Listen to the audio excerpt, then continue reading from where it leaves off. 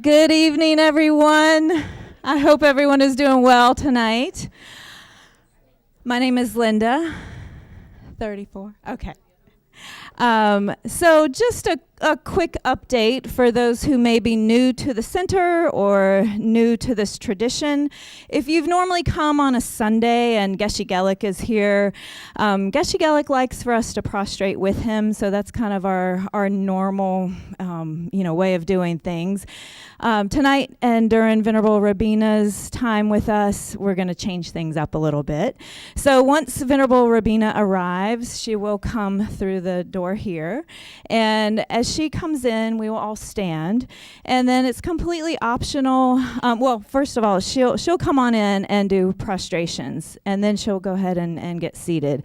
And once Venerable Robina is seated, then it's completely optional if you would like to do some prostrations.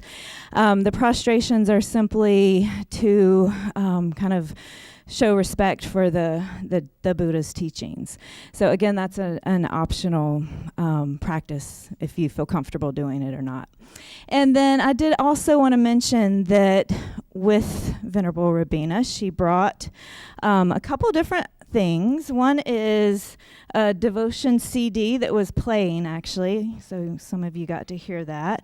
And that's an item that's for sale. And I did want to mention that just inside the cover are the words to the chants that are being sung on the CD. So it's quite lovely. And those are available just outside in the bookstore area for purchase. And then also the Chasing Buddha movie. So both of these things are available if that's something that you're interested in. And the book. And she has mentioned this several times, the book Mahamudra, How to Discover Our True Nature by Lama Yeshe. So that too is available in the bookstore. Also, when she comes in, we have been starting the evening with the refuge prayer in Tibetan. Okay, and that is found in the Gold Prayer Book on page 34 if you want to join in on that prayer as well. So, and the dedication's on what? 36? 36. Thank you, Joe. Anything else that I'm missing? Okay, so hold tight. She should arrive shortly. Thanks.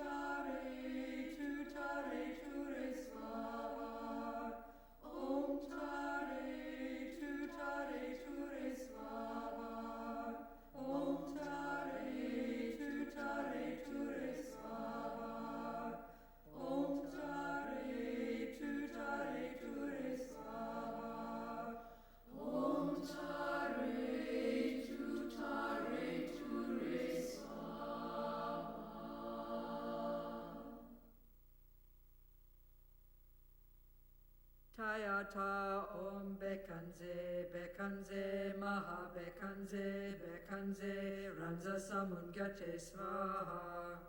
Tayata Om Bekanze, Bekanze, Maha Bekanze, Bekanze, Ranza Samungate Swaha.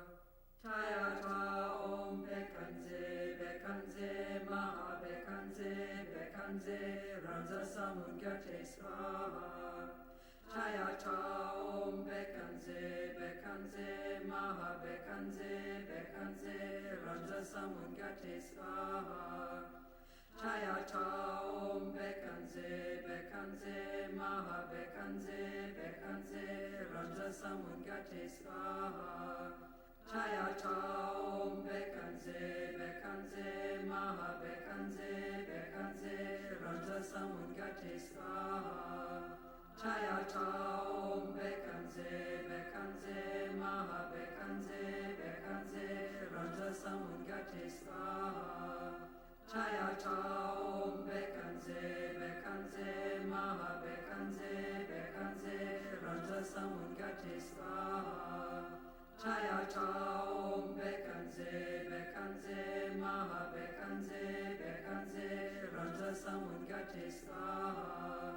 Tayata Om Bekanze, Bekanze, Maha Bekanze, Bekanze, Ranza Samungate Swaha. Tayata Om Bekanze, Bekanze, Maha Bekanze, Bekanze, Ranza Samungate Swaha. Tayata Om Bekanze, Bekanze, Maha Bekanze, Bekanze, Ranza Samungate Swaha. Tayata Om Bekanze, Bekanze, Maha Bekanze, Bekanze, Ranza Samungate Swaha.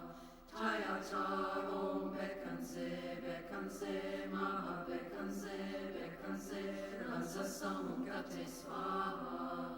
Tayata Om Bekanze, Bekanze, Maha Bekanze, Bekanze, Ranza Samungate Swaha. Tayata Om Bekanze, Bekanze, Maha Bekanze, Bekanze, Ranza Samungate Swaha. Tayata Om Bekanze, Bekanze, Maha Bekanze, Bekanze, Ranza Samungate Swaha. Tayata Om Bekanze, Bekanze, Maha Bekanze, Bekanze, Ranza Samungate Swaha. Tayata Om Bekanze, Bekanze, Maha Bekanze, Bekanze, Ranza Samungate Swaha. Tayata Om Bekanze, Bekanze, Maha Bekanze, Bekanze, Ranza Samungate Swaha. Tayata Om Bekanze, Bekanze, Maha Bekanze, Bekanze, Ranza Samungate Swaha. Tayata Om Bekanze, Bekanze, Maha Bekanze, Bekanze, Ranza Samungate Swaha. Tayata Om Bekanze, Bekanze, Maha Bekanze, Bekanze, Ranza Samungate Swaha. Tayata Om Bekanze, Bekanze, Maha Bekanze, Bekanze, Ranza Samungate Swaha. Tayata Om Bekanze, Bekanze, Maha Bekanze, Bekanze, Ranza Samungate Swaha. Tayata Om Bekanze, Bekanze, Maha Bekanze, Bekanze, Ranza Samungate Swaha. Tayata Om Bekanze, Bekanze, Maha Bekanze, Bekanze, Ranza Samungate Swaha. Tayata Om Bekanze, Bekanze, Maha Bekanze, Bekanze, Ranza Samungate Swaha. Tayata Om Bekanze, Bekanze, Maha Bekanze, Bekanze, Ranza Samungate Swaha. Tayata Om Bekanze, Bekanze, Maha Bekanze, Bekanze, Ranza Samungate Swaha. Tayata Om Bekanze, Bekanze, Maha Bekanze, Bekanze, Ranza Samungate Swaha. Chayata Om Bekanse Bekanse Maha Bekanse Bekanse Ransa Samungate Swaha Chayata Om Bekanse Bekanse Maha Bekanse Bekanse Ransa Samungate Swaha Chayata Om Bekanse Bekanse Maha Bekanse Bekanse Ransa Samungate Swaha Chayata Om Bekanse Bekanse Maha Bekanse Bekanse Ransa Samungate Swaha Chayata Om Bekanse Bekanse Maha Bekanse Bekanse Ransa Samungate Swaha Chayata Om Bekanse Bekanse Maha Bekanse Bekanse Ransa Samungate Swaha Chayata Om Bekanse Bekanse Maha Bekanse Bekanse Ransa Samungate Swaha Chayata Om Bekanse Bekanse Maha Bekanse Bekanse Ransa Samungate Swaha Chayata Om Bekanse Bekanse Maha Bekanse Bekanse Ransa Samungate Swaha Chayata Om Bekanse Bekanse Maha Bekanse Bekanse Ransa Samungate Swaha Chayata Om Bekanse Bekanse Maha Bekanse Bekanse Ransa Samungate Swaha Chayata Om Bekanse Bekanse Maha Bekanse Bekanse Ransa Samungate Swaha Chayata Om Bekanse Bekanse Maha Bekanse Bekanse Ransa Samungate Swaha Chayata Om Bekanse Bekanse Maha Bekanse Bekanse Ransa Samungate Swaha Chayata Om Bekanse Bekanse Maha Bekanse Bekanse Ransa Samungate Swaha Chayata Om Bekanse Bekanse Maha Bekanse Bekanse Ransa Samungate Swaha Chayata Om Bekanse Bekanse Maha Bekanse Bekanse Ransa Samungate Swaha.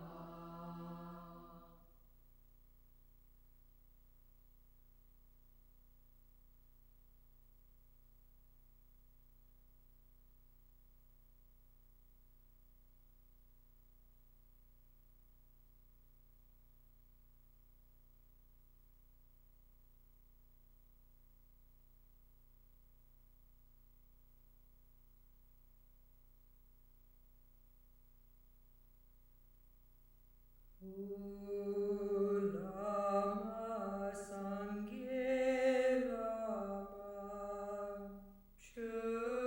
Chötejin Lama Gedunte Kungi Jepo Lama Yin Lama Namla Kya Suchi Lama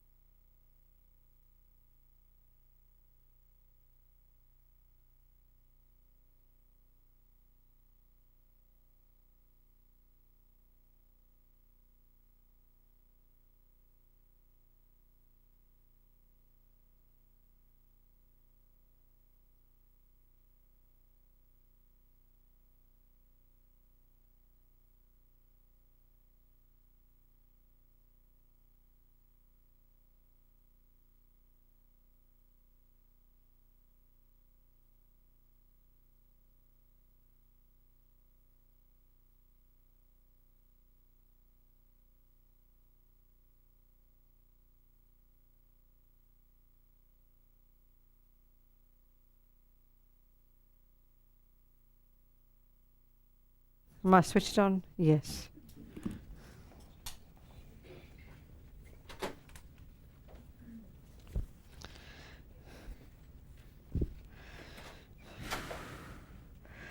So here we are together for a little bit. So let's make the most of our time. Think, analyze, contemplate, internalize these words, these words. These are words coming from the Buddhist approach to life. And the way to listen is as advice. You don't have to, I always insist, I say it this way, it's important, because it's religion we tend to think I'm supposed to believe everything I hear. No, on the contrary, Buddha says don't believe a single word I'm telling you. Listen to it, think about it, and if you want to take it on board as advice, that's your decision. I joke, but I'm serious, we can be a 1% Buddhist, you can take what works for you. We are the boss here, absolutely. So this advice always is how to help us become less neurotic, less fearful, less depressed, more kind, more wise, more content for our sake and the sake of others. That's the bottom line. So we'll sing a little prayer that expresses this as our motivation.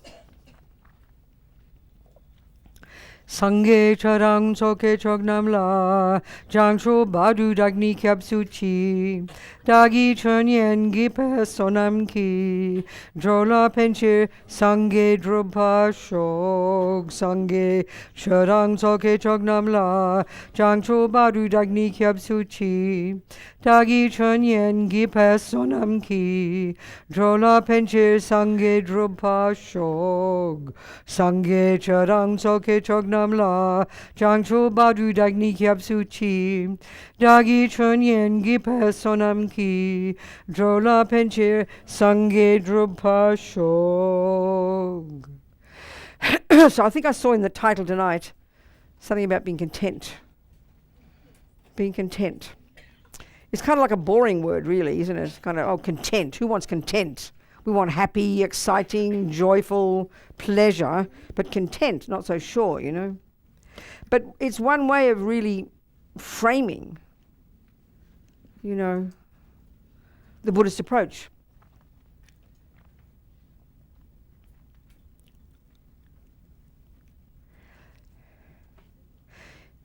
Yeah. Essentially, Buddha's expertise is the human mind. That might be a surprise to us because we tend to think of religion as not the mind. We think of that as psychology, and then religion is the spirit or the soul. But it all comes down to the same thing, doesn't it, And certainly in Buddhism, they don't use the word soul, they don't use the word spirit. Buddha talks about the mind.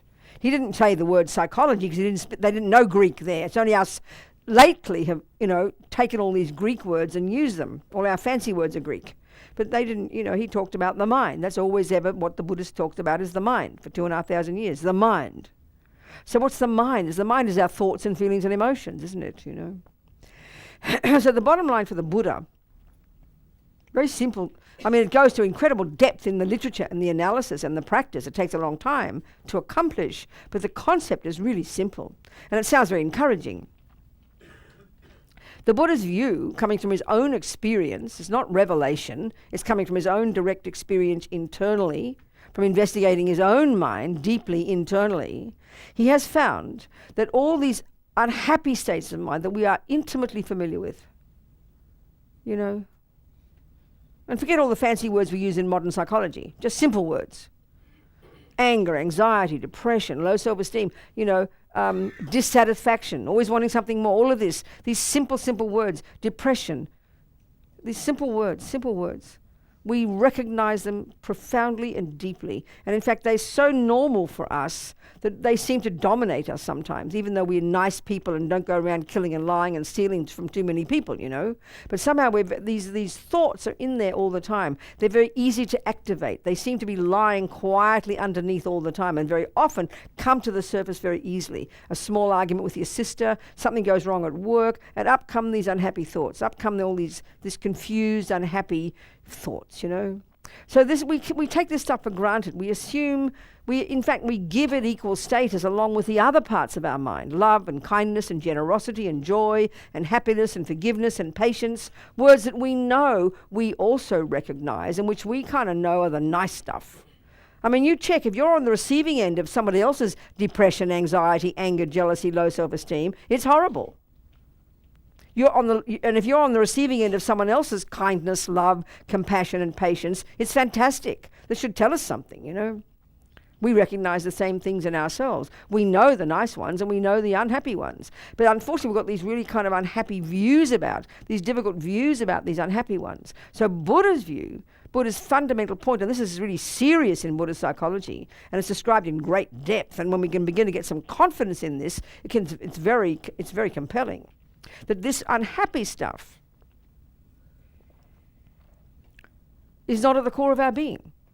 I mean, it's a big surprise.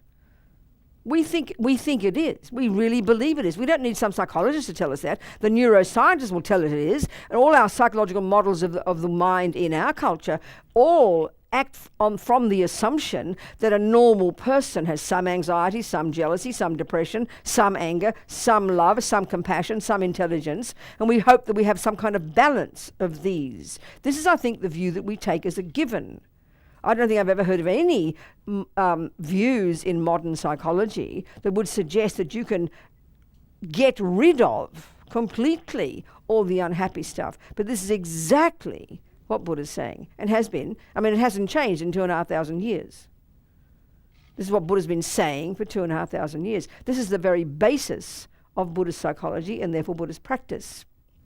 So that's quite a radical thing to say. You've got to have, I mean, for a psychologist to suddenly pop up and write a report in a psychological magazine tomorrow that they've decided that anger and jealousy aren't at the core of our being and we can get rid of them, they have got to have done a lot of research to try and prove this point. You can't just say it. Well, Buddha's proved his point. It's all there. We have to study it, that's all. It's all there. He's not forcing us. He's not forcing it upon us. Yeah, but it's all there for us. And that's what we become involved in if we take on board, if we decide ourselves to be a Buddhist. This is the bottom line, you know, for being a Buddhist. You can look there looking very nice like a 14th century nun like I am in these clothing and have a bald head and sing prayers and do mantras and do religious type things. That's fine. But the essence of being a Buddhist is knowing your mind. Is basically, even if we can't conceptualize, even if we can't imagine a person who has no fear, no anger, no ego, no jealousy, no depression, no anxiety. I mean, that sounds pretty abstract to us. I know recently in one course, one woman who'd heard this for the first time, it's very correct what she said. She said, but that's ridiculous. What are you talking about? What kind of person is that? I mean, we can't imagine a person. Try and think about it. Think about it. Do we know anybody who never has any problems, who really is always joyful, always clear, always wise, always happy, always compassionate, always empathetic with everybody, never has a moment of being down? No, I don't think we do. So, of course, we can be forgiven for thinking that this stuff is at the core of our being. So there's Buddha telling us that his view is, from his own experience, that it's not. Well, either we just think he's ridiculous and close the book and go somewhere else, or we take him seriously. And my sense is it's pretty outrageous. And if there is evidence from this, and that's all in the Buddhist literature, that's pretty tasty. My goodness.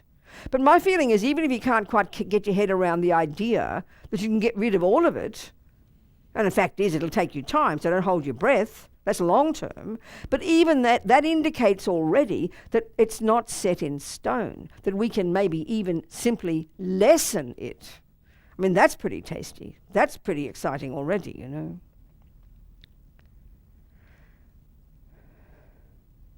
So how to understand that practically? Well, the way to understand it is, and this takes time, first of all, when we say those words like attachment and anger and jealousy and depression and anxiety, we immediately use the word emotions, feelings, emotions. And that's when they're very, they're strong. That's a strong experience, isn't it? And that usually means your body is very involved. Look at a person who's angry. It's evident by seeing their body. They shout, they yell, their eyes are wide, the mouth is, irrational words coming out their mouth. They're having a mental breakdown, basically. We just go, oh, look at him, she's angry, look at her, she's angry. So that's what we call feelings. Now to say, then when let's say you have, like one of us a couple of nights ago talked about how she can't stop saying bad things to her husband. We see how hard it is to control our mouth. Forget punching and killing and shouting and yelling. Just to control the mouth in one day seems almost impossible, doesn't it? Because we have certain feelings, we're not paying attention, and out they pour. And suddenly you go, oh, wow, that's interesting, I must be angry. You only realise after the words came out the mouth. And that's part of our problem. But the point is, that is part of the problem. That's a major part of the problem, which indicates the real point, that we don't know how to notice what is going on in our mind until it becomes emotional. We've been talking the last few days.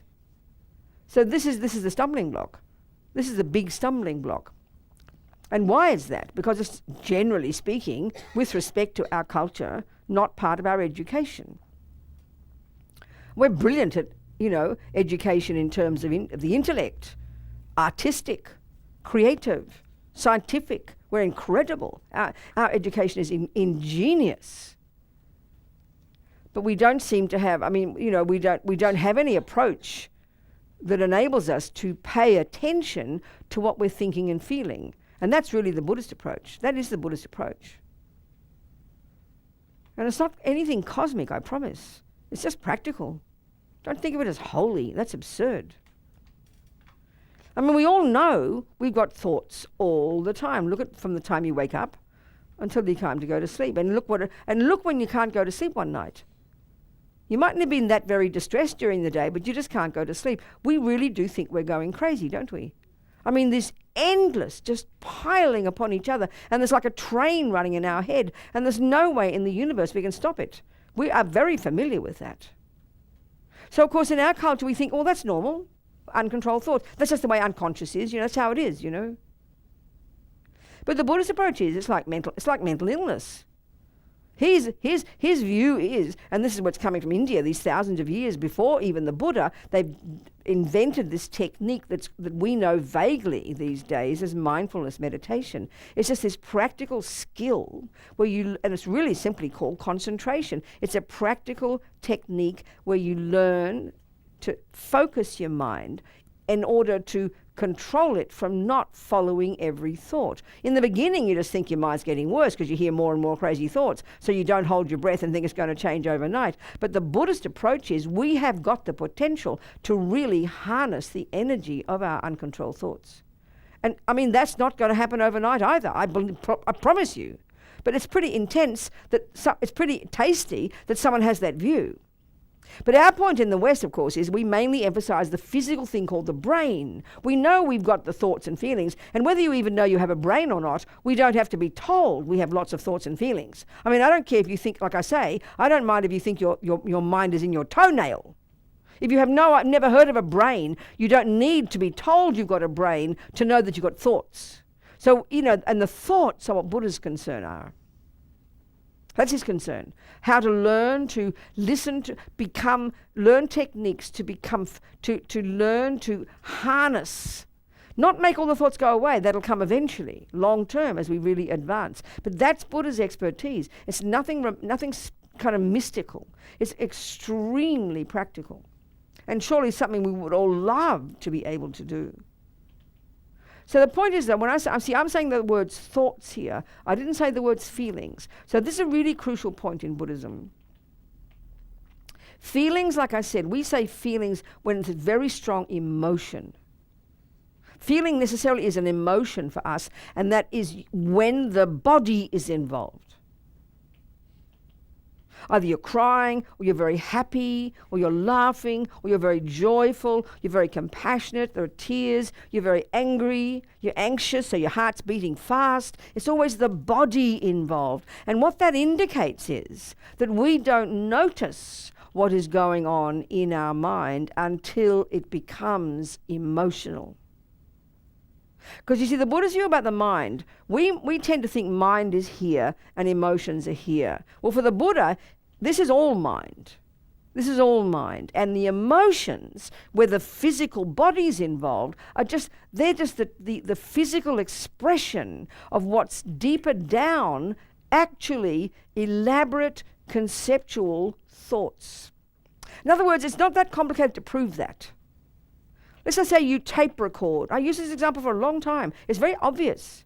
Let's say or not tape record these days, that's old-fashioned. Let's say you have your MP3 player, where you put your iPhone on and you record someone having an angry fit. You simply record their words, and then you transcribe their words accurately with all the exclamation marks and the dots and the dashes. Do you understand? Because so if you read that piece of paper, you don't need to hear shouting to go, wow, this person's angry. How do you know? By the words. What are words? Words are thoughts. This is a simple but profound point. We're so addicted to seeing emotion as physical, and then when you see a person who's quiet, they're fairly quiet, they're fairly controlled, they're fairly disciplined. They don't have much emotion, we'll say. But that person might have the most fierce, outrageous thoughts, but they don't express them. That's really common. You ask that person to write down their angry thoughts, and if you compared those two bits of paper, maybe the quiet person's thoughts are more shocking, more angry, more violent. I remember that, I can think of at least two of the fairly recent, serial killers. One kid, and the one guy who did in that concert from the hotel room. Where was that? That one. Everybody who knew, they said nobody could find any evidence of any description in his computer, in his behavior, in anything, in all his life, that he had anger. Now, excuse me, if you want to kill with multiple machine guns many people, I would suggest it's coming from anger. I mean, excuse me, it's not coming from love. I'm sorry. It's really simple. We make it so complicated in the West, They went as far back as they could. His brother said he still is speechless with shock. If anyone in the family, he was the last one to think, And there was one of the kids who was always just considered, another kid, a serial killer, who was just considered quiet. Oh, he's just quiet. So we have quiet people. We don't pay attention to them. But if they're ranting and raging and going on, then we get nervous. But just because they're quiet, we don't care. Whatever, as long as they behave well, it's okay by us. In other words, we have no idea what goes on in people's minds. We don't pay attention until it comes out the mouth, until they shout and yell. And that's the thing with ourselves. We don't know what's going on in our mind until it comes out the mouth either. Because why? It's very simple, because we don't pay attention. We don't go there. From the second we wake up until we go to sleep, where is our attention? Out there. All the time. Out there. This is not kind of religious. It's not part of our deal, not part of our education, to pay attention to all our thoughts. We all just figure, well, we're born this way, what to do, And then we get to the level where it's strong emotions, then it's a bit late. It's like it's already the Vesuvius is exploding. So the Buddha's practical point is, if we can learn, as soon as we can in our lives, don't wait till, you go crazy when you're 25 or 50, start when you're little, with simple techniques to help you become familiar, to even notice. Guess what? There are thoughts going on there, babe. And then even more than that, even more intelligent, learn to recognize the thoughts. Well, eventually, wow, that's angry thoughts, that's jealous thoughts, that's depressed thoughts, that's anxious thoughts, that's loving thoughts, that's kind thoughts. But the trouble is, when we do even pay attention, they're all raging on 1,000 thoughts a second, and that's a Western scientific view, 1,000 thoughts a second. Buddha agrees with that. We can't even keep up with our own thoughts, there's so many.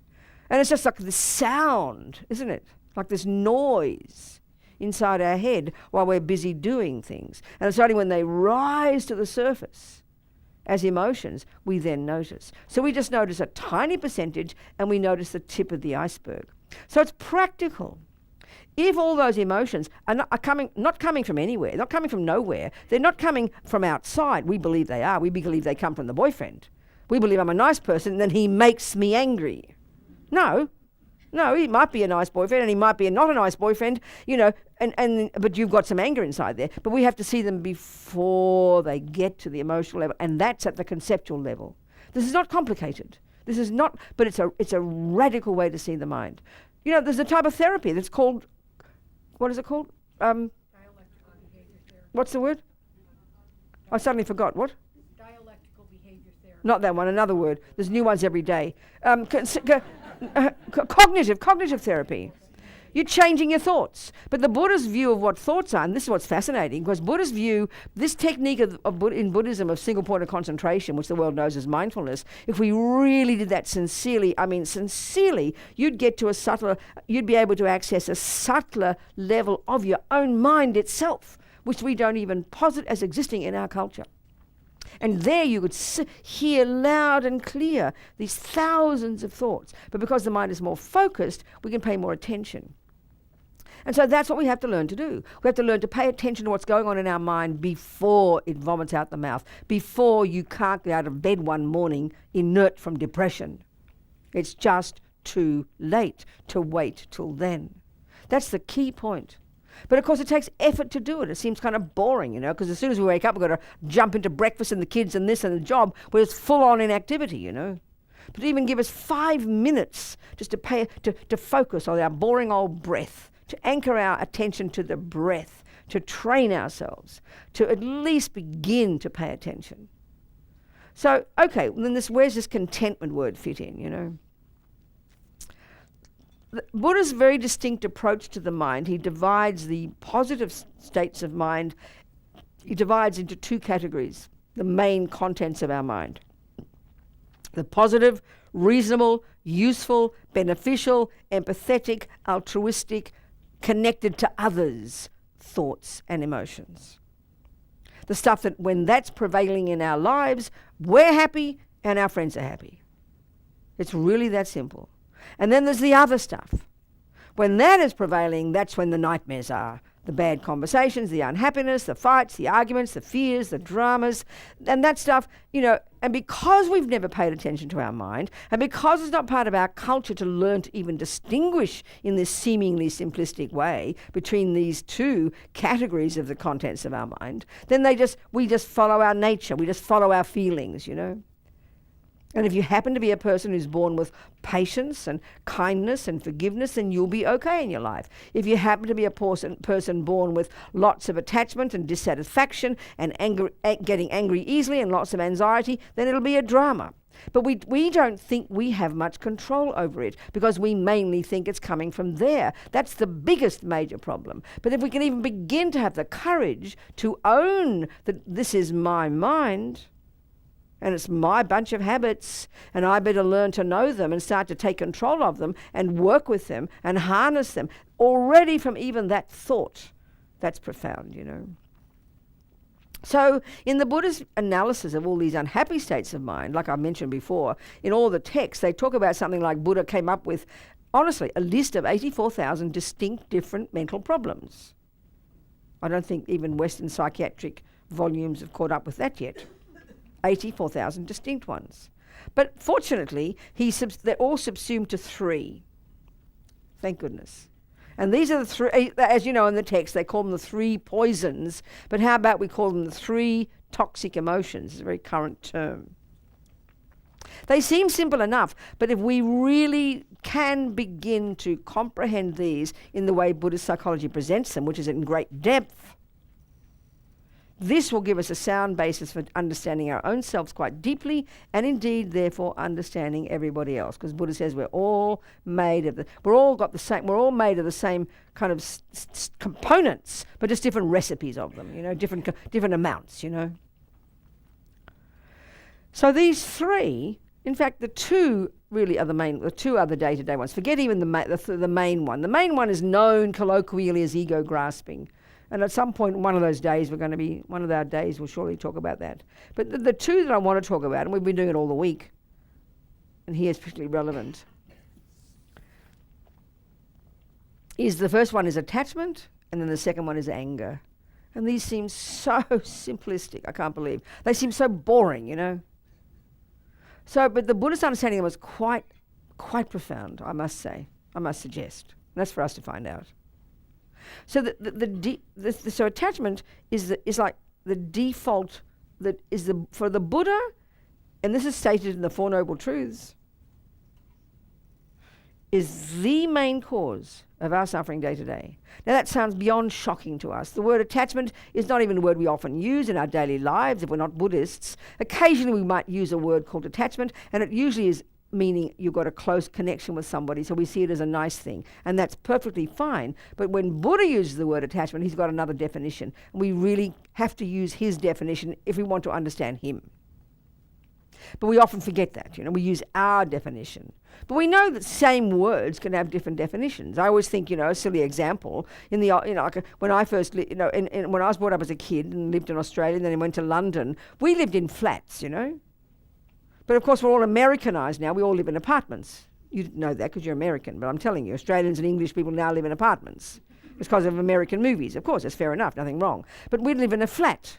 Now imagine if I'd only ever heard that word as a place where you live, and then suddenly I learn geometry and I learn that that's flat. I'll go, oh, you mean I've got to live there?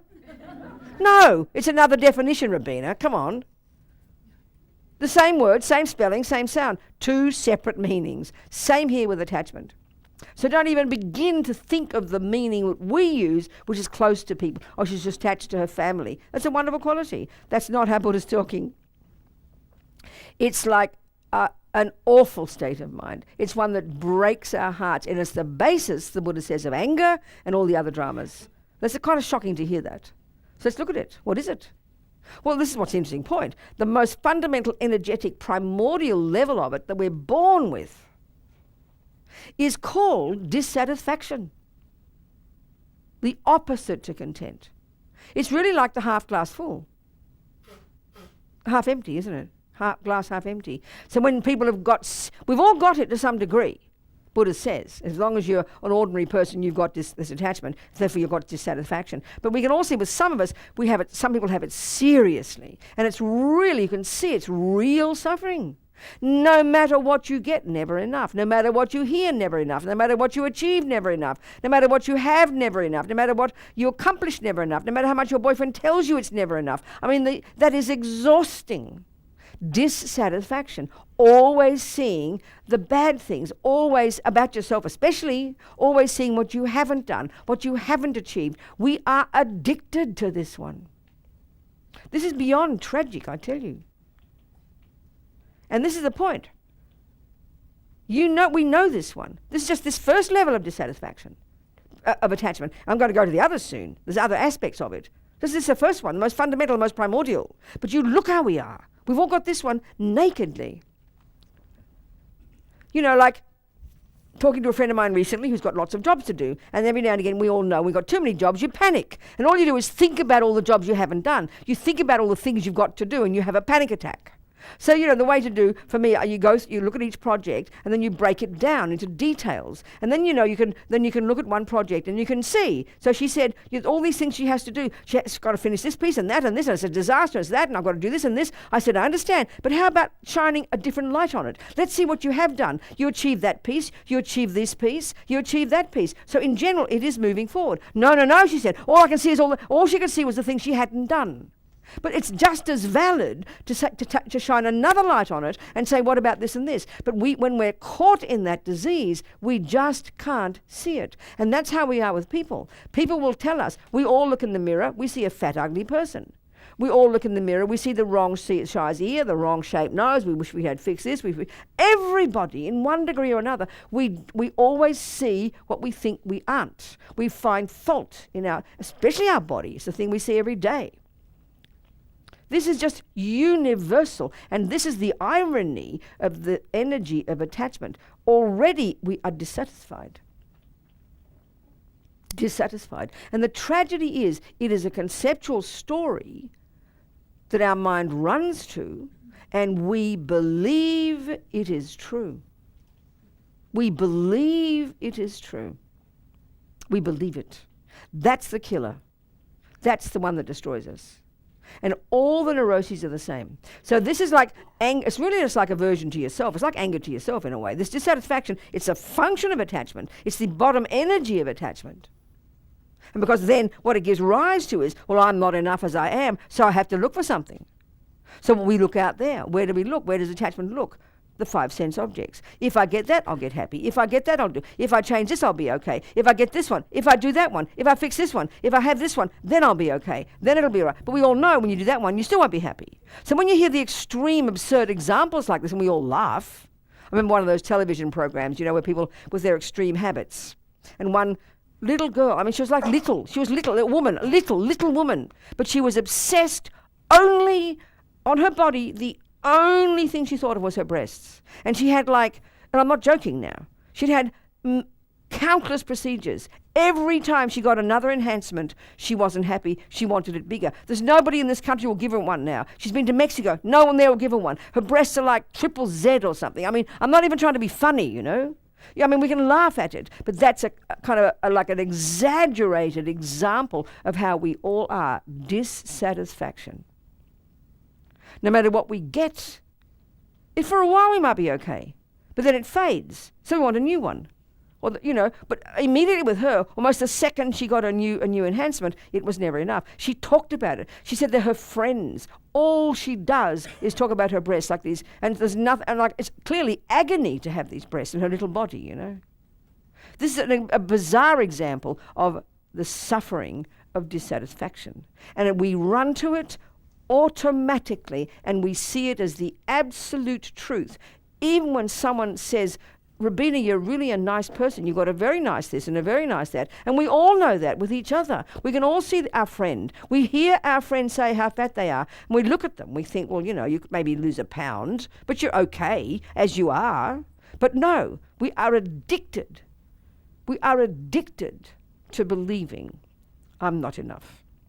We ought to be in tears of compassion for ourselves every day. But we recognize it. This is the energy of attachment. Then naturally it gives rise to the next level, which is the hunger after something, thinking now it'll be okay when I get that. So of course you have the classic examples, and again the cliched examples. If it's not the breast example, it's the eating too much food example. One other little girl, you could tell she was little, but she was like 500 pounds. You could see it in her face. And that's what junkie is. She's a junkie for food. And her mother, the way she said it was so sweet. Her mother said, oh, she's always been like this. She never felt full. I mean, that's so moving. Meaning, feeling full, we conflate that. I remember since a little child, I'm attached to my food. I understand it. We conflate feeling full with being satisfied. But satisfaction's mental. So clearly, in her case, this deepest dissatisfaction, I'm like empty. So then her attachment went to her food. And she got to 500 pounds. But she never felt full. I mean, when we analyze these states of mind, we can recognize them deeply. This is all in Buddhist psychology, and then we can make this our own real experience by recognizing it's true. And this is a primordially deep mental illness, Buddhism calls these. They don't use that term. It's very fascinating. The word they use in India, Indian literature, thousands of years before, it went to Tibet 1,200 years ago. Before that, in India, the term for these unhappy states of mind is the word affliction. You'll see it in all the Buddhist literature, won't you? Look at His Holiness saying it, and Madame Geshe-la says it. Affliction. Well, in my mind, it's a very antiquated word, so I don't use it. But look at it. What's an affliction? Affliction means a problem, an illness, a difficulty, an illness. Well, what kind of affliction? A mental problem, a mental illness.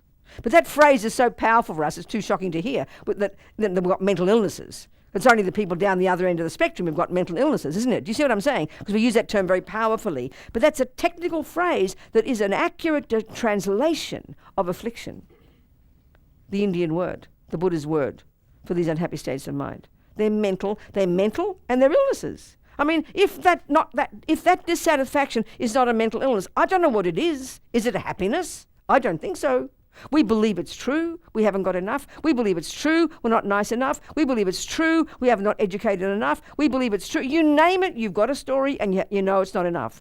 Every one of us on the planet, this is the suffering. Buddha calls this samsara. He calls this the suffering of samsara. This is his word for it. Don't make it religious. We recognize it. And this is Buddha's expertise. We so take this for granted in our culture, in our psychology. We don't even name it, really. It's only when you are serious, like, triple Z breasts and 600 pounds and a junkie, then we think, wow, you've got a problem with attachment. No, having any attachment whatsoever, you've got a problem, Buddha says. And all he is saying is, you know what, babes, you can learn to work with this and lessen it. And long term, even get rid of it. And what's the result of that? Literally, utter contentment, which means bliss. In Lama Yeshe's book, Mahamudra, which I really recommend, okay? Not because I edited it, but because I know the teaching well, because I edited it, yes, but not because of me, I'm not being arrogant, but because it's just such an amazing teaching. And in there, is because it's a more advanced practice, but Lama's talking about in the way they talk about the nature of mind in Buddhism. This is unknown in our culture. We don't talk like this, because we talk about a brain. What do you mean, our true nature? Your brain, it's a bunch of yucky stuff, you know? Isn't it? That's how we talk. But the way the Buddhists talk, because of this extraordinary insight into the workings of the human mind beyond the brain, it's just they've discovered, these amazing beings over the centuries since the Buddha, and countless beings have accomplished this since the Buddha, that when we rid the mind of even to some degree of these neuroses, what is our mind like? Naturally joyful. Naturally happy. Please hear the word simply. I mean, Lama talks about in here, there's a chapter on how you would be if you had accomplished single point of concentration. This amazing technique that's in it, it's still extant, real, living technique that people today, and people looking like us, like modern people, are doing and accomplishing. Nothing like it in our culture. Nothing like it in our psychology. And it's coming from these Indians several thousand years before the Buddha. So it's several thousand years old, and it's still a living, real technique that you, if you really worked hard, you could go and get it in 2 or 3 years. Well, I mean, to do it, you've got to be pretty qualified already. You've got to give up sex, drugs, and rock and roll, give up your family, your mortgages, your children, your food, your this, not your food, but attachment to food, attachment to clothing, attachment to reputation, and go off for a couple of years and you'll get it. I promise. Hard work, but it's possible. How your mind would be then, we can't even imagine it. I mean, forget even the more cosmic qualities, but you would be crystal clear, a state of mind that we would rarely even touch upon. Your mind you'd have effortless control over every tiny thought. Effortless control. You'd have extraordinary wisdom. You'd have clairvoyance. I mean, that's just normal for the Buddha. That's a normal state of mind that we can all accomplish, because Buddha's talking about a subtler state of mind. But you'd be blissfully clear and joyful all the time. I mean, that sounds a bit hysterical to us, because when we think of joy, we think of kind of hysterical, you know? Even when we say the word pleasure, it sounds a bit naughty, like a sin, doesn't it? But this is the Buddha's point. The nature of our mind, to the degree it is unencumbered by attachment, neediness, depression, anxiety, jealousy, anger, all of which come from this dissatisfaction, the natural state of our mind, to the extent that it's unencumbered by that stuff, is to be joyful. Naturally. This is the powerful point the Buddha's making. And it's hard for us to hear this. Because why? Because our view of happiness, our view of what happiness is what we get when attachment gets what it wants. But Buddha says, no, happiness is what we get when we give up attachment, even to some degree. So it's a pretty interesting concept, and it's all internal, and we can do it, and it's free. It's just hard work, that's all. It's the hardest job we'll ever do. But it's deeply described in all the literature. But often because we read it and it's all Tibetan and it seems medieval and it's packed with so many other concepts, we can't get to the essence of it. You know, it's quite hard for us. And that's understandable. But this is the point the Buddha's coming to. This is our true nature. To be blissful and clear. Our true nature finally is to be a Buddha, but forget that.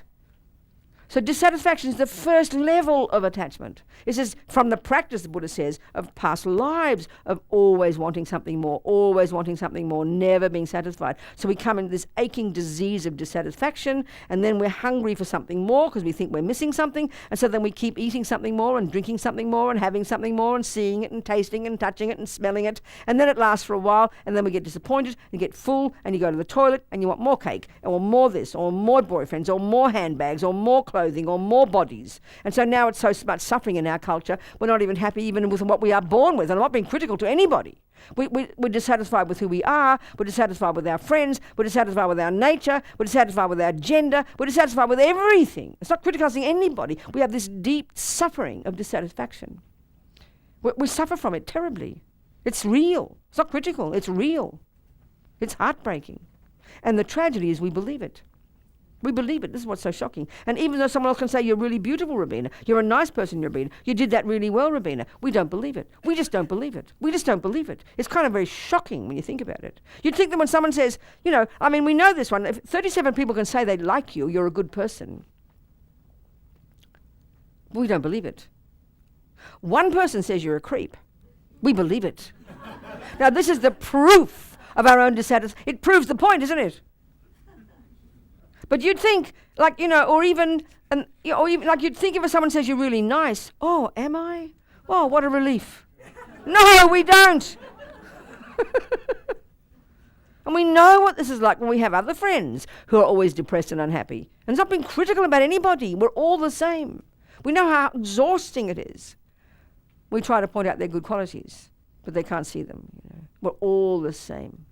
So this stuff's not that easy. It sounds easy, but it's very deeply ingrained. So we've got to be very kind to ourselves, very cautious, very humble, but very sincere and very, very clear with ourselves. This is the first level of attachment. So because we're dissatisfied, not content, we then hunger for something more. And then we believe when I get it, and then we spend our lives doing that. Always changing object to object, friend to friend, job to job, shape to shape, food to food, never stopping. For a while we're satisfied, then we get dissatisfied again. We know this. We recognize it. We are all familiar with this. And this is how we suffer, Buddha says. And then the other aspect, of course, as we've been talking before, the aspect of attachment is that when it doesn't get what it wants, when the cake fills you up, when the boy is mean to you, when you get disappointed, you get disappointed and dissatisfied again. Or that turns into anger, dissatisfaction, annoyed, frustrated, depressed. So we go through between these two like 1,000 times a day, And all the other neuroses come from these, like the jealousy and all this stuff are on top of these. These are the fundamentals. This is the Buddha's view of why we suffer. And we have the potential to know our minds and slowly reconfigure these assumptions, because they're all conceptual stories. So our emotions are underpinned by conceptual stories. The emotion is just the tip of the iceberg. That's all. When the body's involved, We recognize. Everybody recognizes. This is natural.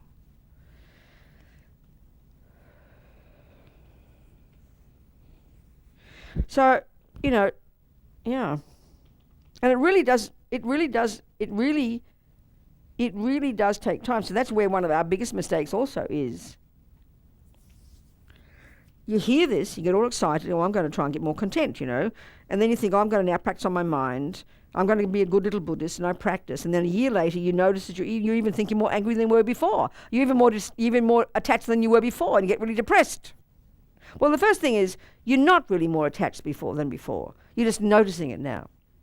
When the other thing is, often, as Lama Zopa puts it, when you practice, the dirt has to come out. So one of my friends, who was a serious meditator, Roger, an Australian monk, not Lama Zopa's attendant, another one, who's done serious retreats, 3-year retreats, 4-year retreats, full-on serious meditator, okay? Doing all this stuff. And at some point, he said he was out of his brain with extra levels of rage and arrogance. He was really kind of scared of it. He didn't know what was going on. And he went to Lama Zopa, and Rinpoche laughed and laughed and laughed and said, fantastic, the dirt has to come out. The dirt has to come out. The dirt has to come out. So when we know that, we will interpret more correctly what's going on and won't get too depressed, But that's not easy, because part of the problem is, too, the irony of attachment. Attachment thinks, I'll get the better cake and I'll be happy. I'll get the new boyfriend, I'll be happy. I'll change my breast size, I'll be happy. And then we think, I'll start to meditate, we'll be happy. And when we fall into the same trap. Oh, I'm still the same. It's a bit like you've heard about riding a bike, you've seen Lance Armstrong, you hop on a bike and you fall off again. Oh, I tried to ride a bike, I didn't succeed. Well, a little bit longer, please. So we've got to be in for the long haul. This is not, the way that Buddhism describes the depth the layers and depth of these neuroses is very, very shocking to us. We don't have such subtlety of understanding of the mind, and that's not being rude to neuroscience. It's just how it is, with respect. So we really got to be in for the long haul. I mean, and so you could argue until you really, even as much as we do practice, all of us do our best, we practice, try to do our best, live in our vows, practice sowing all the right seeds. So part of the thing is, one thing is we want the satisfaction now. We're hungry for the satisfaction now. But the other thing, but that's just not reasonable. We know perfectly well if you start to be a cyclist, it'll be a long time before you're like Lance Armstrong. But that doesn't mean you can't be satisfied. So we have to learn to be satisfied when we're in grade 1. You've just achieved grade 1. Fantastic. You'll be satisfied with grade 1. But you've got to tell yourself that you did a good job, because automatically, with the dissatisfaction still rampant, you'll think, I'm only in grade 1. Now, fantastic, I've achieved grade 1. But we've got to say these things consciously, because the default view will just come up, you're not good enough, because it's a long way to go before it disappears. So you've got to delight in each step of the way. That's a really crucial point. But the other point this is indicating is, using the Lance Armstrong example, or you try to grow a garden, if you want to grow an oak tree and a few rose bushes and things, you just can't expect a result tomorrow. But you know that when you're a gardener, so you're prepared to be having the long-term view, and you're not disappointed when you get up tomorrow morning and don't see an oak tree. You know it's foolish, so then you're prepared to wait for the long haul, but you enjoy the process of the growing, don't you? When the little sprouts pop up, you get happy. That's the attitude. It's easy to say these things, but it really is profoundly true. But it won't come naturally, because the default mode of I'm not enough is very strong, so we've got to argue with it. We've got to argue with it every day. Just remind ourselves, I'm doing well. So we've got to practice being content with where we're at. And we can't force it. The unhappy feelings will still be there, because there's a long way for them to go. But we've just got to practice and be humble with it. But you could argue very strongly that you won't really feel any genuine contentment until you've got single point of concentration, shamatha, samadhi, And most of us in our lives, being the nature of our lives, won't go to do that, won't go to the mountains and get it. It's only really then, when you've radically shifted your mind, when you've radically controlled all the crazy thoughts, when you're quite an amazing being. Still much more work to do, but until you get to that point, you can really say your mind still be uncontrolled. You'll always be running to the default mode of not enough, but you just get more and more familiar with it, and then you learn to live with all this dissatisfaction, and you know you're doing a good job, you know you're sowing the seeds, and you can anticipate the oak trees coming, so you know you're in for the long haul. That's the way your mind can relax a bit, Are we communicating here? It's the commonest thing I hear all over the world. Oh, I've been practicing for 1 year, 5 years, 10 years, 30 years, and I still get angry, I still get attached, I still get depressed, like as if it's a mistake. No, that is not the mistake. The mistake is that you thought you should be better than you are. And that's the dissatisfaction. That's like getting to be Lance Armstrong and still overwhelmed by dissatisfaction. And that's pretty common, even with the most evolved, greatest musicians and greatest artists, if they're always miserable, because they've never learned to be joyful about each step of the way, always dissatisfied. Even though objectively they may be the best artists on the planet, and they're getting $50 million a painting, they still go kill themselves because they're miserable. That's because we haven't worked on our mind. Are we communicating? We recognize, don't we? So it's the hardest job we'll ever do. We just start somewhere. Just start somewhere, one step at a time, and delight in our progress. But you've got to say those words to yourself. We want other people to say what a good job we're doing, even though we don't believe them. We have got to learn to have the courage to say it ourselves. That's when it's very powerful. But we're almost scared to do it. It's very fascinating. We have to learn to do it, Then you should learn to be content with how much you've accomplished. This is quite a profound point, but we have to remember it. It won't come up naturally, I promise. Them to make you feel content. Wrong job. It's not their job. It's your job. When we get that, we really understand it. Then you have the best of both worlds. Okay, questions? Any old question? People? Yes, go for it. Up here.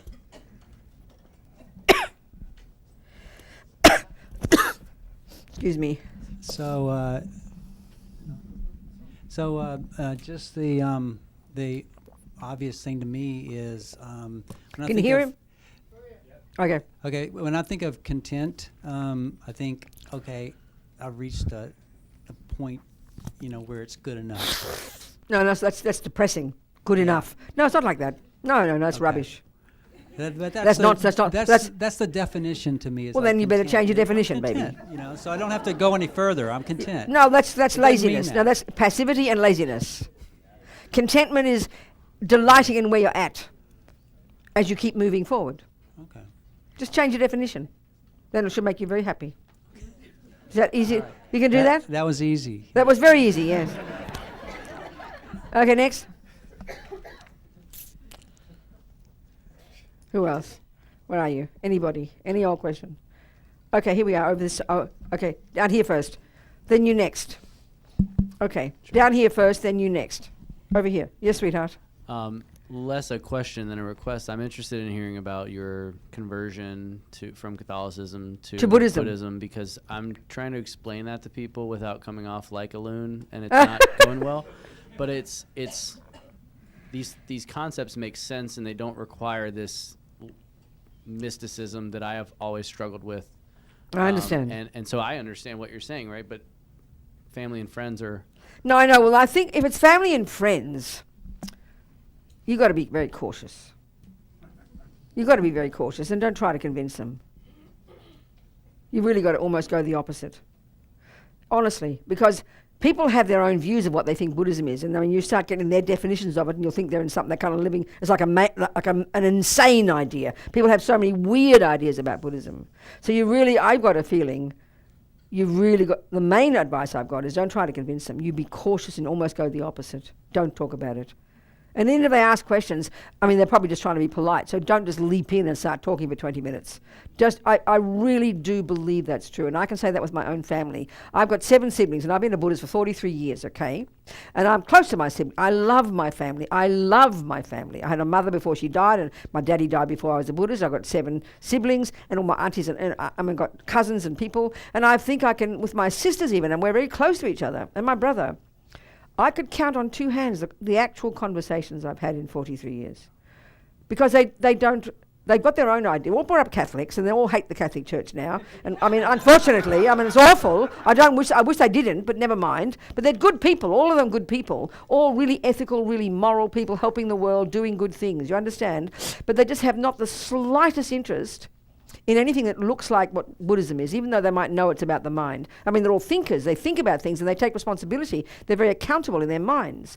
But they're just not interested. So I never, ever tried to have conversations. Luckily, I was like 32 when I first became a Buddhist, and I could see very quickly there's no benefit in trying to say anything. So I just felt it was the proof of the pudding in the end. Me, over the 43 years, they see I'm looking happy and content. They don't quite know why. It must be okay. That's really important Definitely point. related and helpful. I'm also interested in can you just describe what happened to you when you For my you process. went from one worldview, Yeah, my process, of one course. worldview to another? No, well, it was several in between. Okay. No, I've told people here before, but as you asked me, I'll tell you briefly. I think in my life I was always looking, I didn't put these words to myself, but I was always really wanting a way to see the world. I don't want to sound too grand, I was brought up a Catholic. Since a tiny kid, as soon as I went to Mass, I remember, I might have been about 3, I knew the priest was my job. Not the altar boy, the priest. You understand? I just knew, and I went home and announced I was going to be a priest. I was so happy. I found my life already. I found the purpose of my life when I was 3, I was so excited. And they all laughed at me and said, you can't be a priest, you're not a boy. I think I was so young, I couldn't even understand intellectually. So then my mother being a Catholic, my father wasn't, and she sent us to a Catholic convent. I was educated for 12 years by the nuns. So in one part of me was in heaven. I was in trouble at school. I was a bit, it wasn't so cool. But I always loved going to Mass. I knew all the Mass in Latin. I was in love with God, thought about the meaning of these things all the time. I really enjoyed that. I didn't have guilt. I never had that guilt business. The nuns were horrible to me. I was a naughty girl, but I still glad about what I had, the education I got. I'm very pleased. But I'd always think about these things, all the time thinking about the meaning of life and this stuff, And I just thought everybody else thought this way. I didn't have the conversations with my sisters. I didn't notice they didn't think this way. But you understand, it was just my own internal world and reading books and things and reading the saints' lives. But at the same time, I was naughty, rebellious. I was the worst kid possible. So it's kind of contradiction in a way. Same there. So then I remember vividly when I was 15, at one of our school fairs, have these big fairs on a Saturday, and you come and you buy things, you know, our convent. I remember one of the girls' fathers managed one of the radio stations. So I remember, our mother wouldn't let us even listen. That was in the 50s. We weren't allowed to listen to Elvis because my mother was a classical musician. We only were allowed to listen to classical music, not even rock and roll, you know. So he felt very deprived, of course. But I remember I saw this 7-inch LP, and it said Billie Holiday. And I didn't even know who it was. I said, I wonder who he is. But I had sixpence, 5 cents, so I bought it. And I played it. It blew my mind. I didn't know anything about American music. I didn't know about America. I'd heard about America.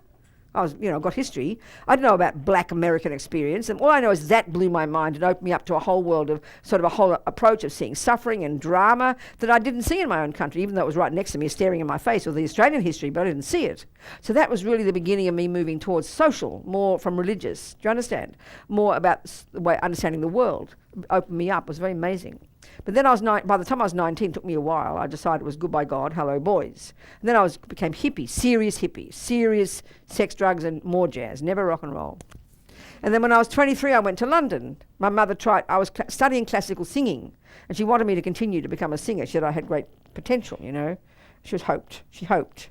When I got there, it was 1968, so ripe and ready for revolution, you know. So I gave up. It was a conscious decision. I remember I always agonized. I wanted to try and be an actress. I want to try and be a musician. I always wanted to be something, but could never find anything that so suited me. So talk about dissatisfaction, but always being kind of sort of so tortured by it, you know. And I never went to university. I didn't want to go to university. I thought it was boring. I had no interest. But I remember when I was 23, I got to London, I made a conscious decision to give up wanting to be anything, which is part of the hippie thing, right? And it was very healthy. I threw out all these bits, threw out all these assumptions, threw out all these views. In other words, I really could see for the first time I had to throw out what my mother wanted, what my father wanted, what the world wanted. And that's a very powerful thought, by the way. I remember read about a nurse in England ages ago who wrote a book, first had a blog and then wrote a book, The 5 Greatest Regrets of the Dying. And she said the greatest regret was that I didn't follow what I really wanted, but I did what I thought other people expected of me. And I think that's our deepest suffering. It points to our deepest attachment. Forget about sex, drugs, and rock and roll. Our deepest attachment is to being seen as a good boy or a good girl and doing what we're expected to do. So that was for me the release when I learned to London away from my family. And I didn't feel dominated by my mother. I'd always did my own thing.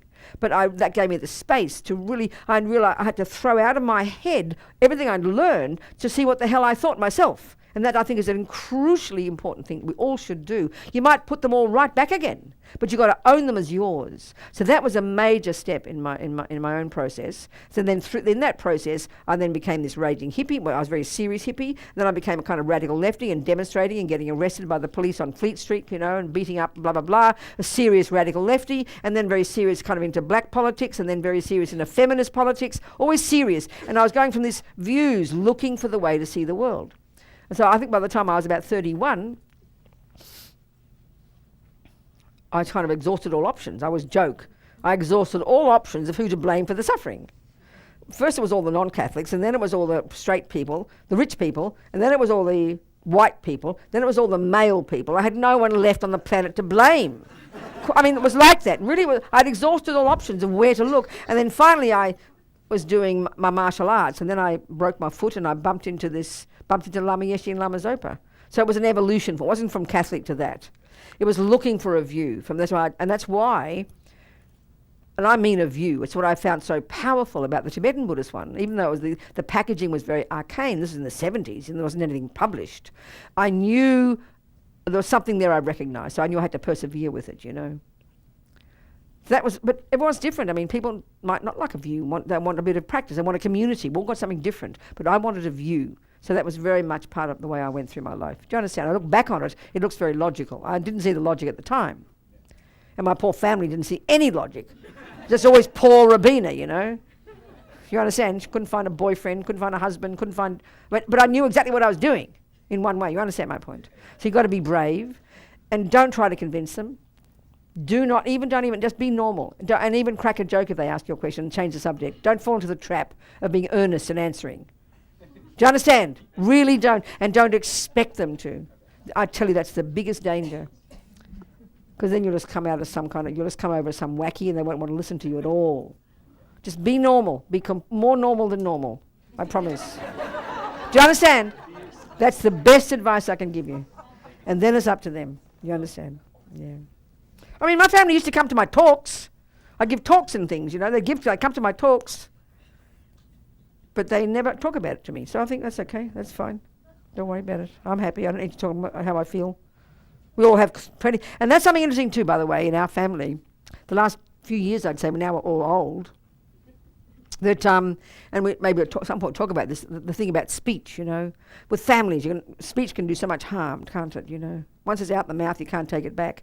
But because we've got this really conscious, unspoken decision this last 20 years, I'd say between all of us, the 7 of us, we do not now talk about each other badly to each other, which is very common among families. You all gossip about each other, and that's very damaging. We never do that. And we never talk about things we disagree with when we're together. It's just because so we've got so much in common, and there's genuine harmony and good feeling between us, even though we've got very different views, but that we've found what's common ground, and that's so important.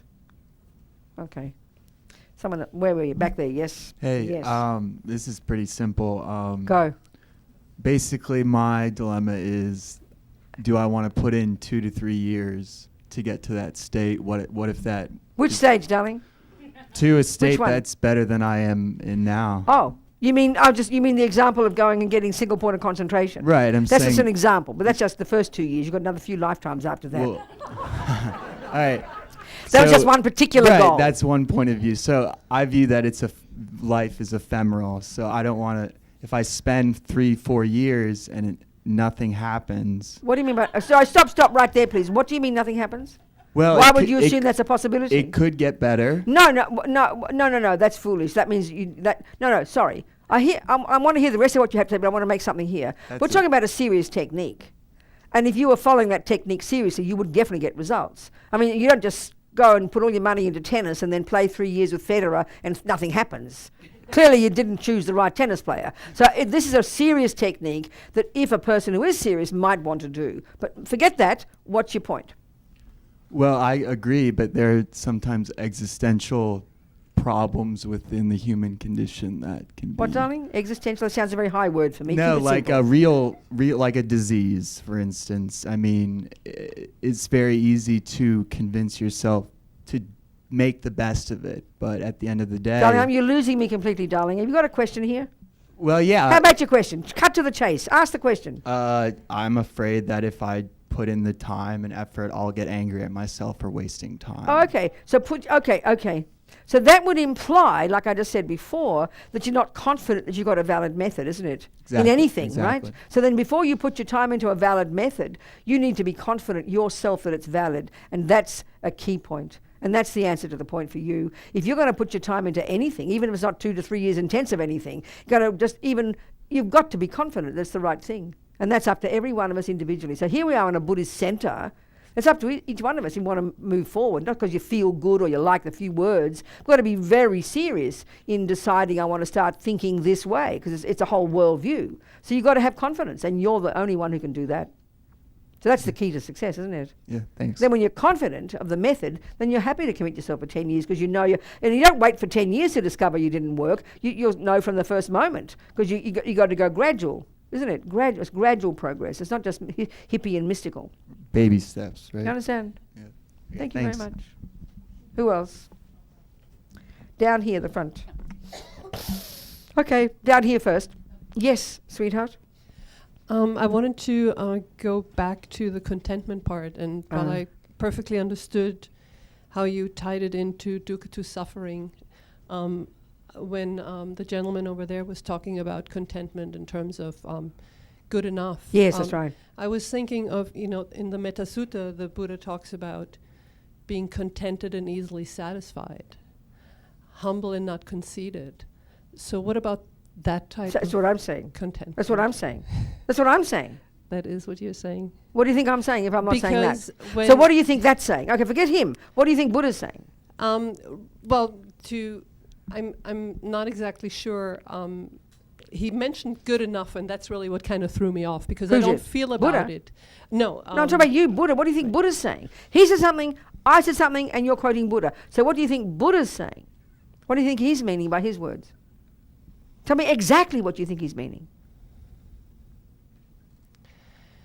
you should find happiness in your state. Huh? I hear you, but what do you mean? Okay, do you think Buddha's a person who's achieved a certain result, right? Would you agree with that? Yes. And that's the reading from his mind of delusions. Do we agree with that? Yes. So would you suggest that takes, based on even what you've understood a little bit, that takes quite a while? It's a long-term goal, right? Right, it's a goal. So then of he has goodness, achieved yeah. that goal. Yes. But there he is saying be content. So he clearly can't be saying just be happy with what you got and be done with it. He can't be saying that, because his whole point is to show us the method that he used to get to where he got. But he's talking about being content at each step of the way. It's all I'm saying. The same here. Be content with where you're at. If you've got a grade 1, you're happy with grade 1. But the fact that you're grade 1 implies you've got to go to grade 2. His view is, I'm happy, I'm good enough in grade 1. That's completely passive. That's passive. Right. But you shouldn't be grasping for grade 2. But you But should clearly be not. contented That's with the point I'm saying. Right. Okay. That's the point I'm saying. Being content, always being dissatisfied is the disease of attachment. So being content means not being dissatisfied. But that doesn't mean I'm happy to go to grade 2. You see, we conflate wanting to go to grade 2 with grasping at grade 2. So we throw the baby out with the bathwater, and that's the fine point we have to distinguish between. Virtuous states of mind, there's one called aspiration, to aspire for nirvana, to aspire to go to grade 2, to aspire to be a better person. That's not attachment. And the biggest point here in Buddhist psychology, which we don't understand in our culture, there's a massive difference between grasping at something and aspiring it with a virtuous thought. But we conflate them. So we just think, oh, well, be content.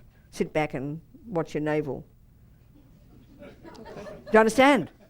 Yeah, I think I do. Because you need fierce determination. Even just to get single point of concentration takes a couple of years. You'd unbelievable determination. You can't imagine the determination you have to use, the fierce effort every single day. That's not attachment. That's intelligence and virtue.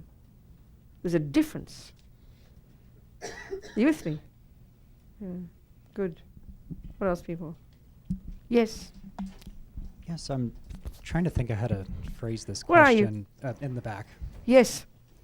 So I'm wondering if you have any advice on how to move from kind of a more A intellectual... tiny bit louder, please. Okay, can you hear me now? Yes.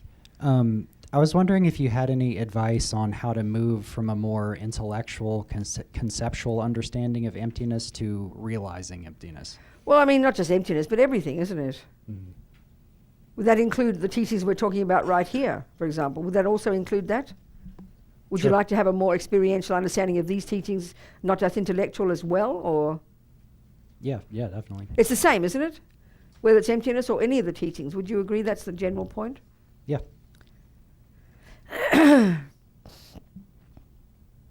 So if you want to play like Bach, what's your first step? Just practice. What, darling?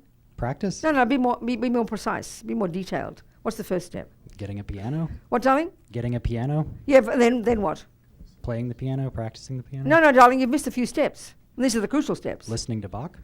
More than that, what would just listen to Bach? What do? You get a teacher and you have to learn the thing. You have to squeeze your brain. You've got to squeeze your intellect like crazy. You've got to fill your mind with unbelievably complex intellectual thoughts. Do you agree? Sure. Well, there you go. Same as emptiness, sweetheart.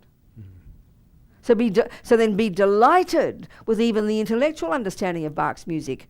Don't think, I wish I could just have an experience of Bach's music. But you've got to learn the theories first, and they're so complex. Emptiness the same. There's no way in the world you can have an experience of emptiness if you can't recognize the object to be negated. And if you don't know what the object to be negated means, that means you don't know what the mind is. And if you don't know what the mind is right from the beginning, you can't go anywhere.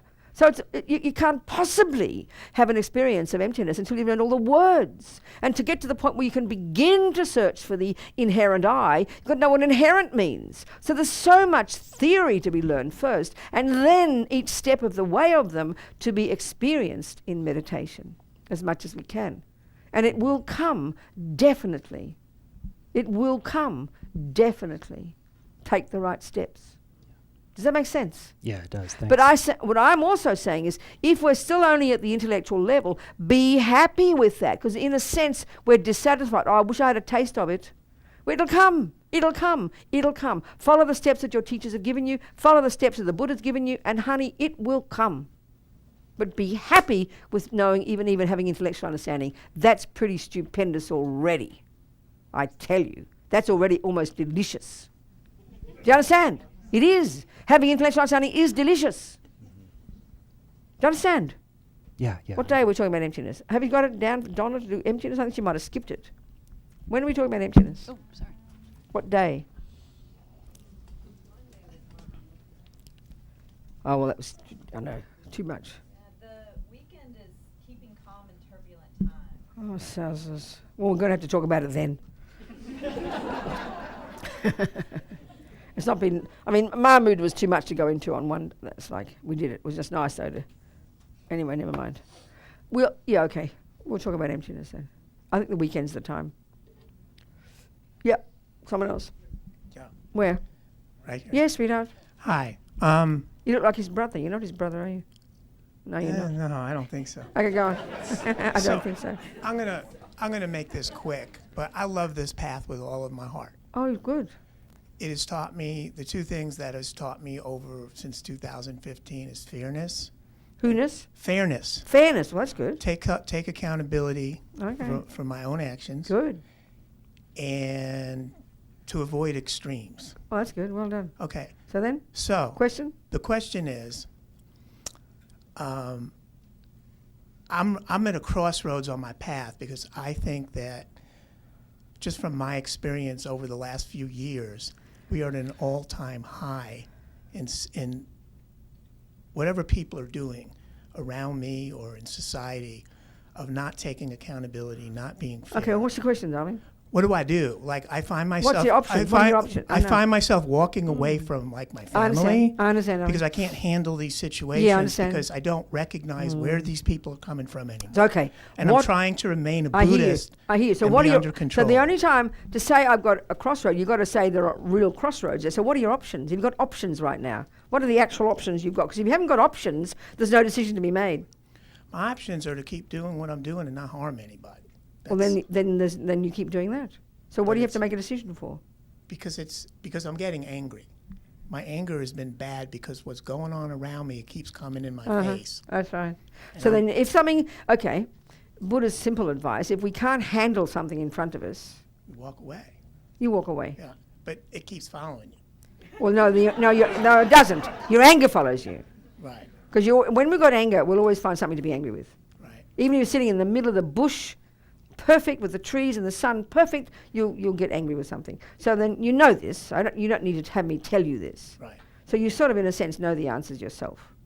But you find there's reasonably a conducive condition that you can to just keep practicing, sweetheart.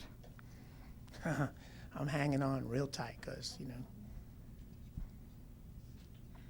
What, do you want to kill somebody lately? No. Well, what do you mean then? What do you mean you're hanging a little tight? Because I've had, I have to go to therapy now to get rid of some childhood anger, okay? I know, but that's what the therapist does, take you back to the childhood. That's not the point. None of that's the issue. No, But- that's not the issue. The anger's the issue. Yeah. And how do you describe anger, darling? Being dissatisfied with something, criticizing something, finding fault. Right. Right. So, have you tried the Buddhist view, the approach? You said you have. Yeah, it's So just... that means the it's- first step is just shut your mouth. Have you tried that? Yeah. Oh, yeah. But does it work? Huh? Does it work? Most of the time. Well, that's really good. You're doing beautifully. What are you talking about? How about being satisfied with that? That's the point. What is the point? I'm mad at myself for being angry. Well, then you've got to stop that. That's the next step. That's you ask me questions, I'm going to answer you very sincerely. That's why I'm going to I love answer you. That's You don't have to great. go back to your childhood to know when you, because the fact is you were born with anger, like me. Join the universe. Lots of us get born with anger. Some of us get jealousy, some attachment, some fear, some anxiety. We've all got one of the diseases. Don't worry about it. It's your habit. Don't get caught up in not looking past into your childhood. It won't help you. You're just going to defend yourself for being angry, because look what happened to me. Anger. The world's answer is, why am I angry? Also, my father did this to me. Buddha's answer is, because, darling, you must have practiced it. So it's just an old habit, sweetheart. So have a bit of humility with yourself, and a bit of patience, and know it's an old habit, but know that you are progressing, and to rejoice in your progress. But what you're doing, like I've been saying here, is all you do is keep seeing your anger as if it was the same anger as 3 years ago. No. The dirt's coming out, darling. You've got to reinterpret it. Be cautious. Watch your mouth. At all costs, don't say the words. And then delight in your progress. And this is a view that you have to cultivate, which you haven't got. You're not delighting in your progress. You're thinking you're shocking. You're thinking you're bad. It's a mistaken conception. So what I'm suggesting, and I'm serious, write it down and say to yourself tonight when you do your 4 opponent powers, and I'm doing really well. And that'll change your mind. I promise you, it'll shine a new light on yourself. This is my advice, and it's more easy than you think. I promise. Thank you. Can you hear me? Oh, yeah. Try it. Right now? Yeah, why not? You want me to do the 4 opponent powers? In your own mind. You could even do that, but wait till tonight if you like. I think I'm doing great. I think what's been going on around me and the fact But you that just said you're angry with yourself for being angry. So you can't say at the same time, I'm also doing great. Which do you think is true? Well, I think that now that I look at it, you know, You're doing better than you thought. I'm doing better than I Thank thought. you. Happy to hear it. Thank you. Good. I just got to believe it.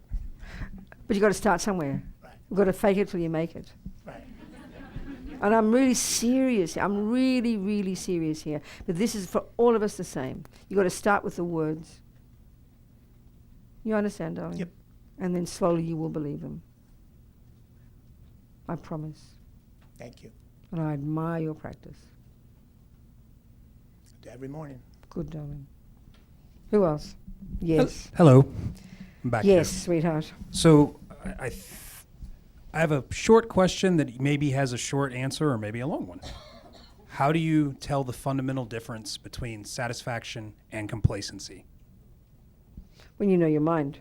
We don't. In the beginning, you see, this is not the way we describe states of mind in our psychological models. We give equal status to attachment, love, all like in a big soup, you know.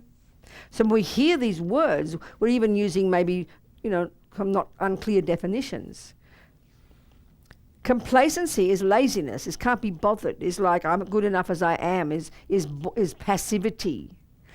Contentment takes time, but in the beginning you won't feel content. Don't even pretend, like we're saying here, you won't feel it, You won't feel content, but you've got to say the words, I'm doing really well, I've achieved this much, I'm doing really well, I'm going to practice being content. We have to say the words first, like say the words first, I'm doing really well with my anger. We don't believe it in the beginning because the habits are very old. So you've got to start with that. So complacency is laziness and can't be bothered.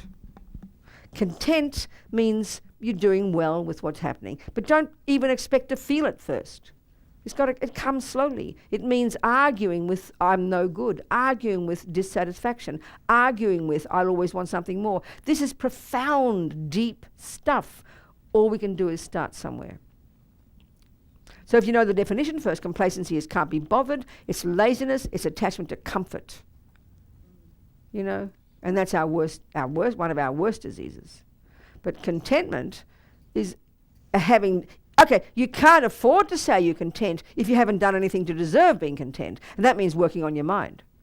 So if you worked really hard on not saying those words, I did a really good job. That's a moment of contentment, if you like, you're practicing it. It's not natural for us to be content because we are only lazy and complacent, or we're always greedy for more. We can't see that there's two extremes. So this is really refined stuff, But at least if we can understand the words first, Buddha's definitions first. This is really, really vital. Do you understand? And slowly, slowly we start to recognize it inside. I can't say I understand it, but I'm getting there. And Good, that helps. that's it. All we can do is say that. Thank you. All we can do is say that. That's right. Yes. Yeah. Who else? Somebody? Nobody? So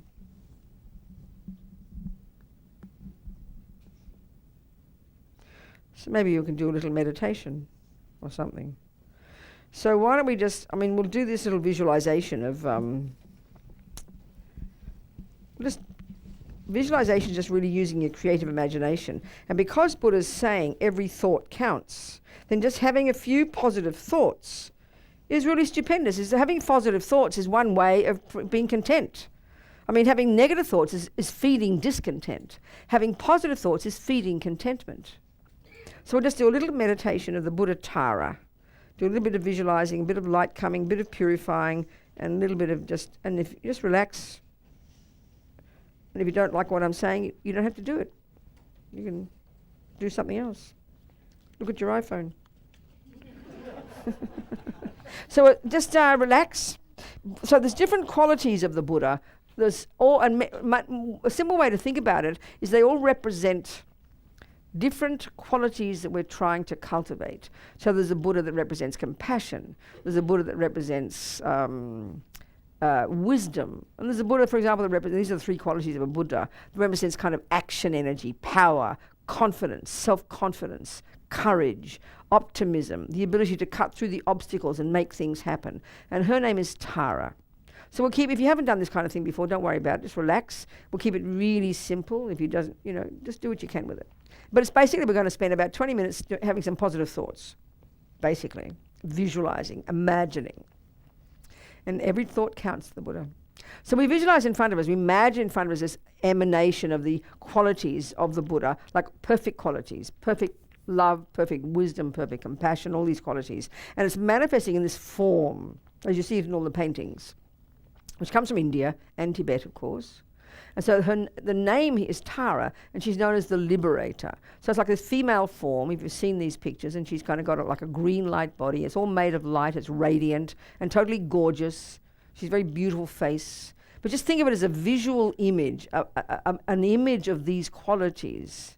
We don't think like this, we just imagine like this, that she represents this confidence and power and courage and optimism.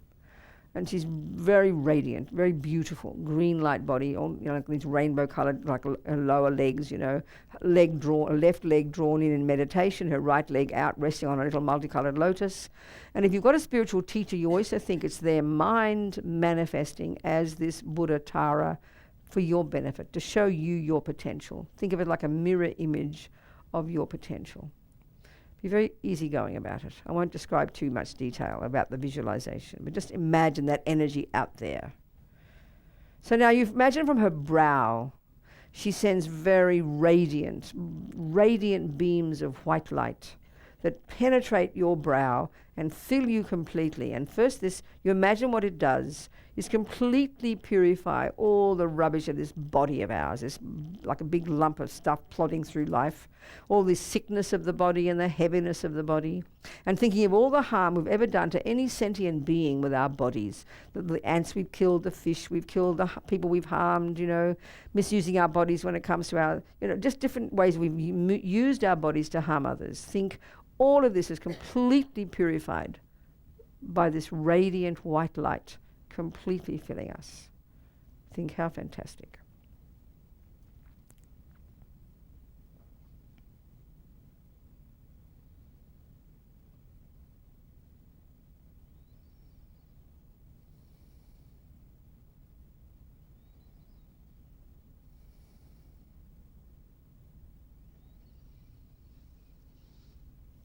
And then she again sends the white light from her brow that enters your brow and fills you completely. And this time fills you with all the marvelous potential of your own body, such that anything you do can only be a benefit to others. Imagine having a body like that from the much practice, that we can only benefit whoever sees us. We benefit all the birds, all the creatures, all the ants, all the dogs, all the humans. Whoever experiences us, we can benefit them with our body. Think how amazing. No, not harm sentient beings, only benefit them. How fantastic. Feel full of this marvelous white light, this potential.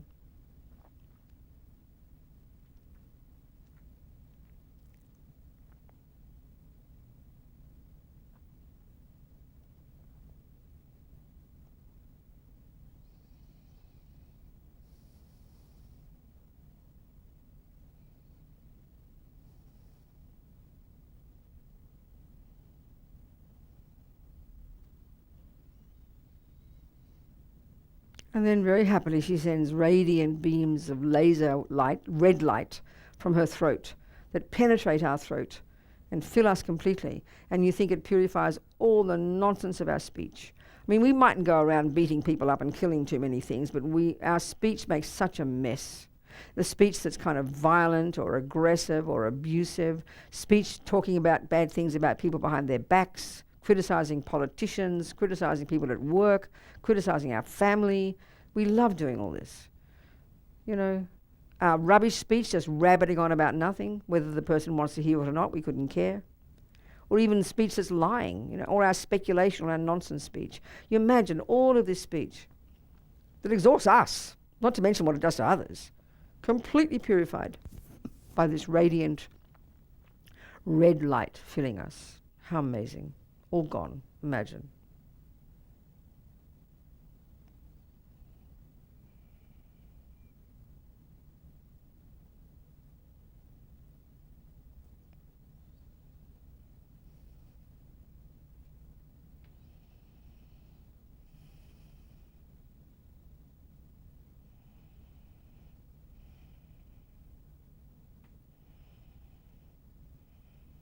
Again, she sends these radiant beams of red light from her throat that enter our throat and fill us completely. And this time, fill us with this marvelous potential to whatever words we say are of benefit. Can you imagine this?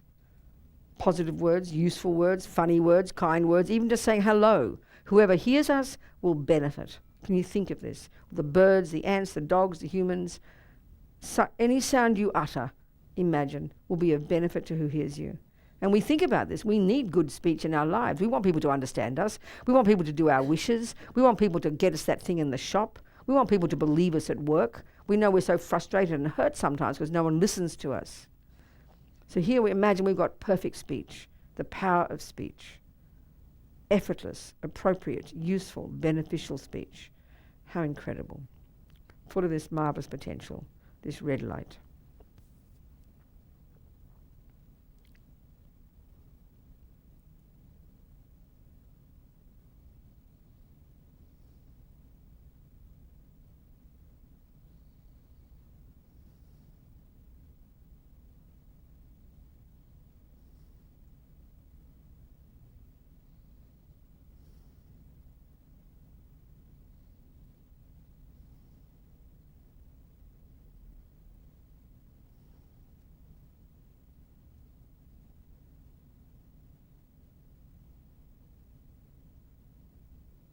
And now from her heart, you imagine Buddha sends from her heart chakra in the center of her chest radiant beams of blue light, like the sky, that enter our heart.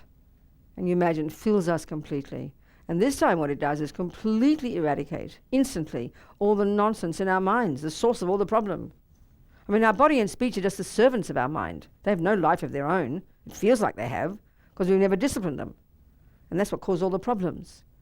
So here, the mind itself, the ego grasping, the root delusion, the one that clings to the ridiculous nonsense me, the attachment to get what that me wants, the aversion when we don't get what we want, and all the other dramas. All of this stuff immediately, instantly annihilated. Imagine that, by this blissful blue light filling us.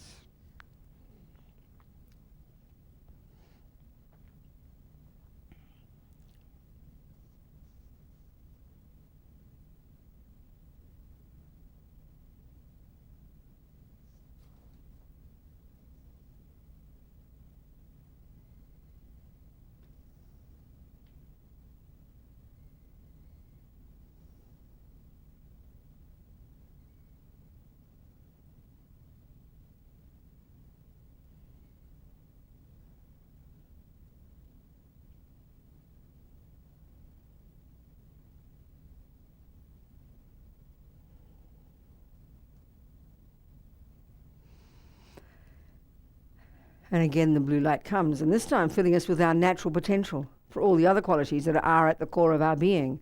Our natural capacity for utter contentment, fulfillment, joy, clarity, self-confidence, kindness, love, empathy, compassion. Think of this, these qualities. These are who we really are. These are our true nature. And they're polluted by the other rubbish, dragged down by the other rubbish, you know. So imagine our natural state manifesting. And it happens to be in the nature of bliss. And don't take those words lightly. It's literally true. Joyful, fulfilled, content, full of wisdom, all these qualities, our own natural state, full of this blissful blue light filling us.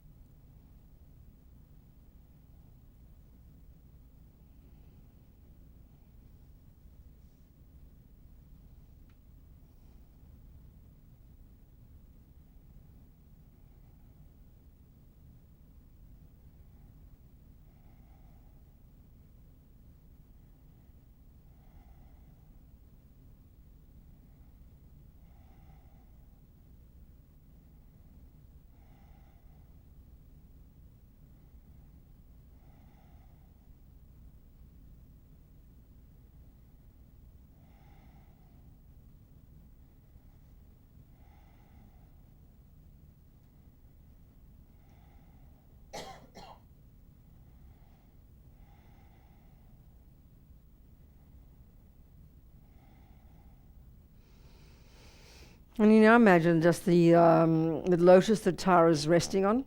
It just dissolves into her body. And you imagine she just comes to sit above our crowns, facing the same way as us. Just imagine that.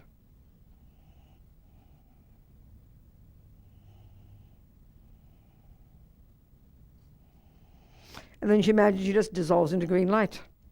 And imagine the energy of Tara's body, speech, and mind, the energy of your spiritual teacher's body, speech, and mind, and your own body, speech, and mind. The energy of these just completely merge, becoming oneness.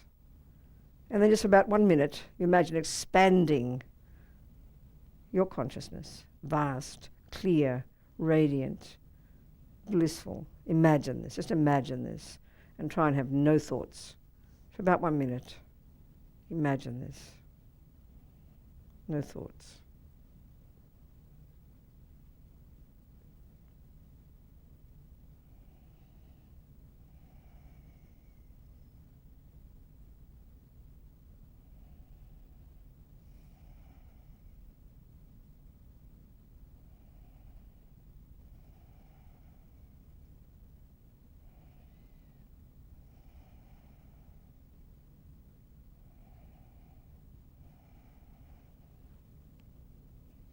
And relax.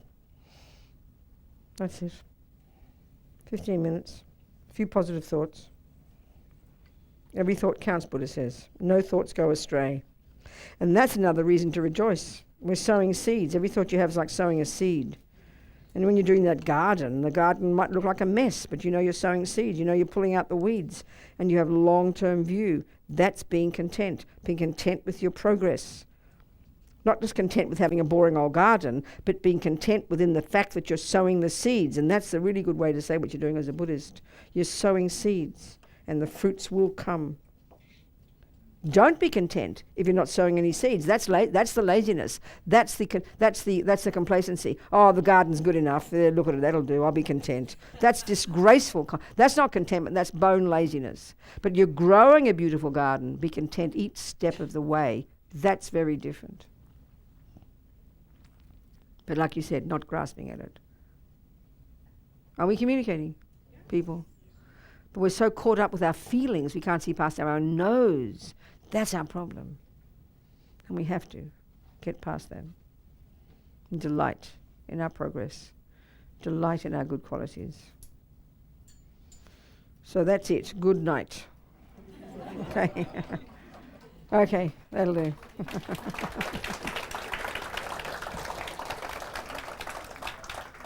Okay. We'll talk about emptiness. I'm sure we'll have to wait for we'll wait for the weekend for emptiness, I think. Then we can get into it properly. There's not enough time in the evening. Goodbye, everybody.